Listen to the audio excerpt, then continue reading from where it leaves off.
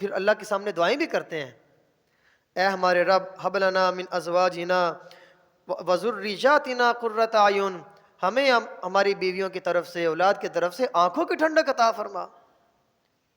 فرما بردار بیوی، نیک بیوی کا مل جانا فرمایا یہ انسان کے لیے جنت ہے، اور فرما بردار اولاد کا مل جانا اللہ رب العزت کی بہت بڑی نعمت ہے، یہ اولاد کا فرما بردار مل جانا۔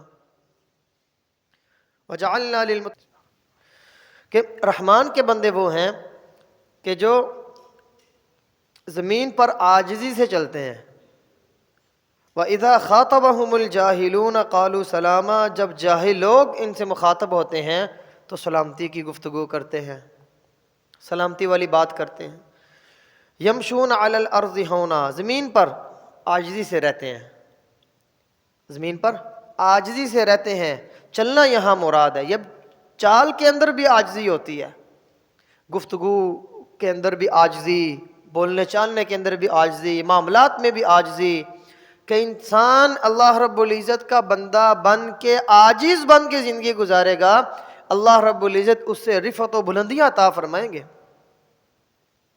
من تواضع للہ رفعہ اللہ، جو اللہ کے لیے جھک جاتا ہے اللہ رب العزت اس کو بلند کر دیتے ہیں۔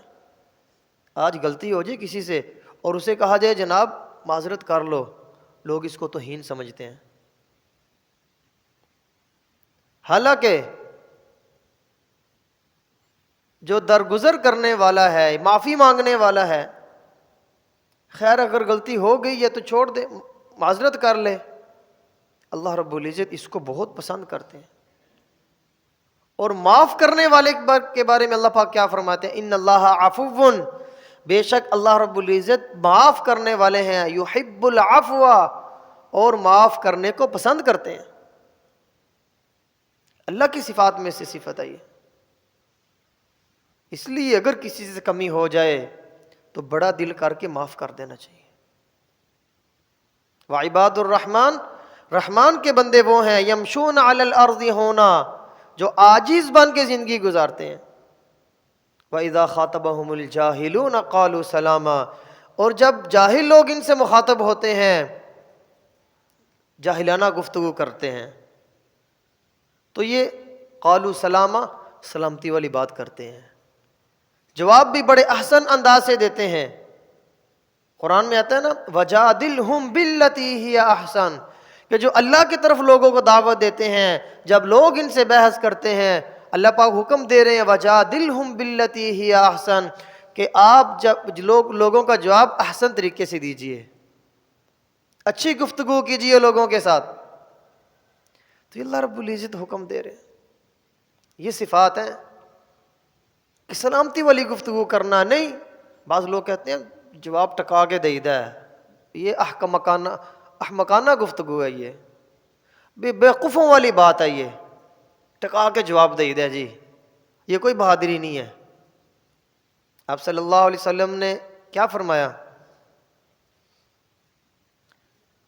لیس الشدید بالسرعہ انما الشدید الذی یملک نفسہ عند الغضب، فرمایا بہادر وہ نہیں ہے، کشتی ہوئی ہے وہ اس کو نیچے گرا دیا ہے، لوگ کہتے ہیں بڑا بہادر ہے، فرمایا یہ کوئی بہادری نہیں ہے، جو لوگوں کو پچھاڑ دے یہ کوئی بہادری نہیں ہے۔ انما الشدید الذی یملک نفسہ عند الغضب، فرمایا بہادری تو وہ ہے جب غصہ آیا، غصے کے اوپر اس نے قابو پا لیا، یہ بہادری ہے اصل۔ آج ہمارے اندر برداشت ختم ہو چکی ہے، اور کتنے فضائل ہیں برداشت کرنے کے اوپر، غصہ آ گیا اس کو قابو کر لیا، کتنے آپ صلی اللہ علیہ وسلم نے فضائل بیان کیے، اس کے تعریف کر رہے ہیں، فرمایا بہادر ہے یہ آدمی کہ غصے کے اوپر قابو پا لینے والا۔ تو اس لیے اگر اس طرح گفتگو ہو جائے تو اچھے طریقے سے جواب دینا، اچھی گفتگو کرنا۔ اگلی صفت والذین یبیتون لربہم سجدا وقیاما، فرمایا وہ لوگ رحمان کے بندے کون ہیں جو اپنے رب کے سامنے رات گزارتے ہیں، سجدن وقیاما، سجدے کی حالت میں اور قیام کی حالت میں۔ دو ہی حالتیں ہیں، یا تو اللہ کے سامنے سجدے میں رو رہے ہوں گے یا قیام میں اللہ کے سامنے رو رہے ہوں گے۔ فرمایا رحمان کے بندے ہیں یہ، جو اللہ رب العزت کے سامنے سجدے کے اندر رات پوری گزار دیتے ہیں، قیام کے اندر رات گزار دیتے ہیں۔ تو آج ہم دیکھ لیں یہ چیز ہمارے اندر سے نکلتی جا رہی ہے۔ راتیں آج کل سردیوں کی راتیں ہیں، طویل ہونے کے باوجود ہمارا اتنا ایمان نہیں ہے کہ ہم اللہ رب العزت کے سامنے 2-4 سجدے ہی دے لیں، رات 2 بجے اٹھ جائیں۔ لمبی راتیں ہیں، نیند پوری ہو جاتی ہے، لمبی راتیں ہیں، تھوڑا سا اٹھ کے اللہ کے سامنے تہجد ہی پڑھ لیں، رو دو لیں۔ اللہ پاک تعریف کر رہے ہیں، یار میرے بندے کون ہیں کہ جو میرے سامنے سجدے اور قیام کے اندر رات گزارتے ہیں، یہ میرے بندے ہیں۔ عباد الرحمن، اگلی صفت والذین یقولون، رحمان کے بندے کون ہیں؟ جو دعا کرتے ہیں اے ہمارے رب، انا عذاب جہنم، اے ہمارے رب ہم سے جہنم کا عذاب پھیر دے، ہم سے جہنم کا عذاب پھیر دے، ان عذابہا کان غراما، بے شک یہ جہنم کا عذاب یہ بڑا سخت ہے، بڑا تکلیف دہ ہے۔ اور جب اللہ کے سامنے رات کو روئیں گے تو دعائیں ہوں گی، جو ایک آدمی روتا ہی نہیں ہے، دعائیں اس نے کہاں کرنی ہے۔ انہا ساءت مستقرا و مقاما، کہ وہ جہنم بڑی خطرناک جگہ ہے، تکلیف دہ جگہ ہے رہنے کے اعتبار سے، ٹھہرنے کے اعتبار سے۔ والذین اذا انفقوا، فرمایا رحمان کے بندے وہ ہیں اذا انفقوا، کہ جب وہ اللہ کے راستے میں خرچ کرتے ہیں یا اپنے معاملات میں ان کو موقع ملتا ہے خرچ کرنے کا، لم یسرفوا ولم یقتروا، وہ فضول خرچی نہیں کرتے اور کنجوسی بھی نہیں کرتے، وہ فضول خرچی بھی نہیں کرتے، کنجوسی بھی نہیں کرتے۔ وَكَانَ بَيْنَ ذَلِكَ قَوَامًا، ان کا خرچ اعتدال پر ہوتا ہے، ان کا خرچ اعتدال پر ہوتا ہے۔ اس لیے اللہ رب العزت نے زندگی دی ہے بچانے کے لیے نہیں دی کہ آدمی نے جو پیسہ کمایا ہے اپنے اوپر خرچ ہی نہ کرے، ہاں باقی چیزوں پہ خرچ کر رہا ہے۔ اس لیے غذا اچھی ہونی چاہیے انسان کی، کھانا پینا اچھا ہونا چاہیے، وہ کھانے کھائے جو اس کو فائدہ دے رہے ہیں، ان کھانوں سے دور رہے جو اس کو نقصان پہنچا رہے ہیں۔ اللہ کا حکم ہے۔ اگر ایک آدمی ایسے کھانے کھاتا ہے جو نقصان دہ ہیں، اس کی صحت کو خراب کرنے والے، فضول خرچی میں آئے گا، یہ فضول خرچی میں آئے گا۔ لم یقتروا ولم یسرفوا، فرمایا فضول خرچی بھی نہیں کرتے اور کنجوسی بھی نہیں کرتے۔ ایک 600 کا ایک آ رہا ہے گھی کا پیکٹ اور ایک 300 کا آ رہا ہے، جناب والا 300 لے کر آ رہے ہیں، کہہ رہے ہیں میں نے 300 بچا لیا، اب اسے کتنی بیماریاں لگے گی اس کو پتہ نہیں ہے۔ گٹھیا چیزیں لے کر آگے بازار سے، نہیں ممانت آئی ہے اس کی، نہیں لم یقتروا، فرمایا کنجوسی بھی نہیں کرنی، اپنی ذات کے اوپر خرچ بھی کرنا ہے۔ آج کل لوگ اس چیز کو بڑا سمجھداری سمجھتے ہیں نا، پیسے بچا کے مال لے آئے، سامان پیسے بچا لی، کہتے ہیں بڑا تیز ہے، بڑا سمجھدار ہے۔ بھائی کھانے کی چیزوں میں پیسے بچانا کون سی عقل مندی ہے؟ اس لیے اچھی غذا استعمال کرنا۔ آپ صلی اللہ علیہ وسلم صحابہ کو بھی حکم دیا کرتے تھے اس چیز کا، فرمایا تیری جان کا بھی تیرے، ایک صحابی آئی، یا رسول اللہ مجھے صوم الدہر کی اجازت دے دیں کہ میں روزے ہی رکھتا رہوں، افطار نہ کروں۔ نبی علیہ السلام فرمایا علیک النفس کا حق، تجھ پر تیری جان کا بھی حق ہے، علیک نفس کا حق، تجھ پر تیری جان کا بھی حق ہے، تو وہ حق اس نے پورا کرنا ہے۔ اس لیے لم یقتروا، کنجوسی بھی نہیں کرنی چاہیے، اور جتنا انسان خرچ کرتا ہے اللہ کے راستے میں، اللہ رب العزت اتنا ہی اس کو اللہ رب العزت اتنا ہی اس کو وفر عطا فرماتے ہیں، اتنی ہی برکت عطا فرماتے ہیں۔ اس لیے جو آدمی مال اپنی اولاد پر خرچ کرتا ہے، اپنی بیوی پر خرچ کرتا ہے، فرمایا یہ صدقہ ہے، اللہ پاک صدقے کا بھی اجر دیتے ہیں اور خرچ کرنے کا بھی اجر دیتے ہیں۔ وَكَانَ بَيْنَ ذَلِكَ قَوَامًا، فرمایا کہ ان کا خرچ اعتدال پر ہوتا ہے، مہینہ روز زندگی گزارتے ہیں، فضول خواہشات پوری کرنے لگے، جناب اتنی مہنگی چیزیں لے جو ضرورت سے بھی زیادہ ہے۔ والذین لا يدعون مع اللہ الہا آخر، فرمایا رحمان کے بندے وہ ہیں جو اللہ کے علاوہ کسی کی بھی عبادت نہیں کرتے. ولا يقتلون النفس التي حرم اللہ، جو اللہ رب العزت نے جس جان کو حرام کر دیا ہے اس کو قتل بھی نہیں کرتے. ایک قصاص کا بدلہ وہ تو حکم ہے، اللہ پاک اتنی اجازت دے رہے ہیں، لیکن اس سے بڑھ کر کسی کو تکلیف نہیں پہنچاتے. ولا یزنون، فرمایا رحمان کے بندے وہ ہیں جو زنا بھی نہیں کرتے. اب زنا کیا ہے؟ ایک ہے زنا جس کو آج ہم مراد لیتے ہیں، ایک ہے آنکھوں کا زنا، ایک ہے کانوں کا زنا، ایک ہے دل دماغ کا زنا. اس کو قرآن میں کہا ہے دوائی زنا، فقہ کی اصطلاح میں، شریعت کی اصطلاح میں دوائی زنا، زنا کے اسباب.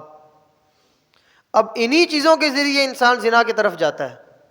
اللہ رب العزت نے پہلے ہی بند لگا کے منع کر دیا، وَلَا تَقْرَبُوا الْفَوَاحِشَ مَا ظَهَرَ مِنْهَا وَمَا بَطَنَ، بے حیائی کی باتوں کے قریب بھی نہ جاؤ.